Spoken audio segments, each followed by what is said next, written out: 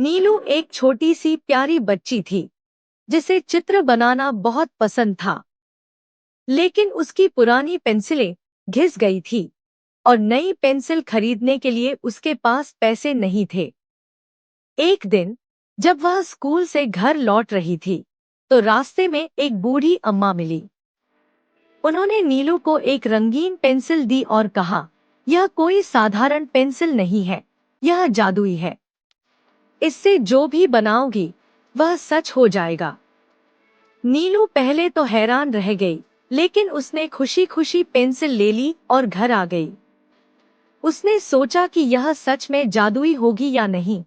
यह देखने के लिए उसने अपनी कॉपी में एक सुंदर सा आम का पेड़ बना दिया। जैसे ही उसने आखिरी रेखा खींची, अचानक उसके सामने एक असली आम का पेड़ खड़ा हो गया। नीलू की आंखें खुशी से चमक उठी। वह दौड़ती हुई अपनी मम्मी के पास गई और उन्हें सब कुछ बताया। पहले तो मम्मी को यकीन नहीं हुआ, लेकिन जब नीलू ने जादुई पेंसिल से एक प्यारा सा खरगोश बनाया और वह सच में कूदने लगा, तो मम्मी भी चकित रह गईं। अब नीलू के मन में एक शरारती ख्याल आया। उसने सोचा, अगर मैं बहुत सारे खिलौने बना लूं, तो कितना मजा आएगा। उसने पेंसिल उठाई और अपने कमरे में गुड़िया, कार और बहुत सारे खिलौने बना दिए।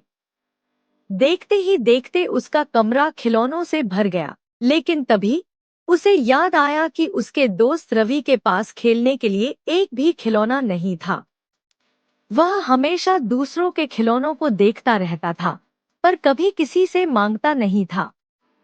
नीलू को उसकी याद आई और उसने फौरन पेंसिल उठाकर उसके लिए भी बहुत सारे खिलौने बना दिए। अगले दिन उसने सारे खिलौने रवि को दे दिए। रवि बहुत खुश हुआ और नीलू का धन्यवाद करने लगा। अब नीलू समझ गई थी कि इस जादुई पेंसिल का सही इस्तेमाल क्या है।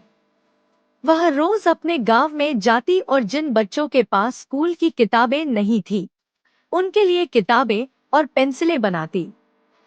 धीरे धीरे पूरा गांव खुशहाल हो गया। एक दिन वही बूढ़ी अम्मा फिर से आई और बोली, नीलू, तुमने इस जादुई पेंसिल का सही उपयोग किया है।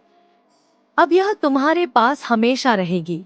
लेकिन याद रखना, इसका इस्तेमाल हमेशा अच्छे कामों के लिए ही करना। नीलू ने मुस्कुराकर सिर हिला दिया। अब वह समझ गई थी कि असली खुशी सिर्फ खुद के लिए चीजें बनाने में नहीं, बल्कि दूसरों की मदद करने में है।